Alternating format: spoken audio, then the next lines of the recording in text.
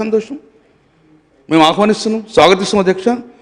ప్రతి జిల్లా హెడ్ క్వార్టర్లో ఐక్యతా భవన్లు ఎప్పుడు కట్టిస్తారు, ఒక్కొక్క భవనాన్ని 50 కోట్లతో తక్కువ కాకుండా కట్టిస్తానని చెప్పారు అధ్యక్ష.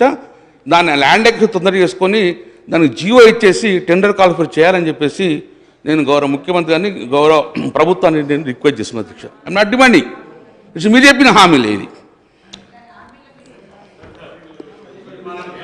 సభ్యులను కోరుతా ఉన్నా అధ్యక్ష. డెఫినెట్లీ వారికి హక్కున్నది.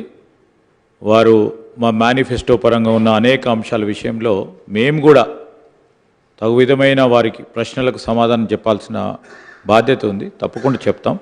కానీ ఈరోజు ఒక ప్రధానంగా హిస్టారికల్ చరిత్రలోనే మొట్టమొదటిసారి ఈ రాష్ట్ర చరిత్రలోనే ఒక ప్రధానమైన ఘట్టాన్ని మొదలు పెడతా ఉన్నాం.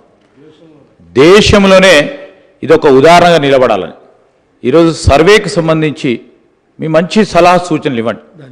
ఈరోజు మీరు చెప్పే ప్రతి మేనిఫెస్టో అంశాన్ని కూడా సంబంధిత మంత్రి గారు వేరే రూపంలో వస్తే మీరు అనుమతిస్తే తప్పకుండా దాని పరంగా కూడా చర్చకు సిద్ధం అధ్యక్ష. కానీ గౌరవ సభ్యులు మాజీ మంత్రివర్యులను కోరుతా ఉన్నాం ఈరోజు సర్వేకి సంబంధించిన అంశం విషయంలో.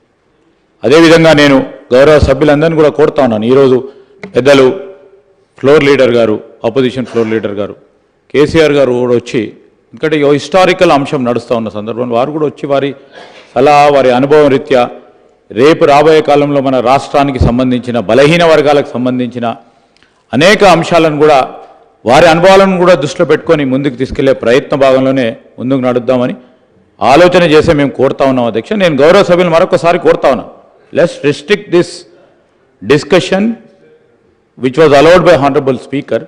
కొద్దిగా సర్వేకి సంబంధించిన ప్రధానమైన అంశాలు ఈ విధంగా ఉంటే బాగుంటాయి, ఏ విధంగా ముందుకు తీసుకెళ్తాం బాగుంటుందని చెప్పాలని కోరుతా ఉన్నాను. Sir I'm not debating sir, నేను ఒక రిక్వెస్ట్ చేస్తాను సార్. నేను ఏమన్నా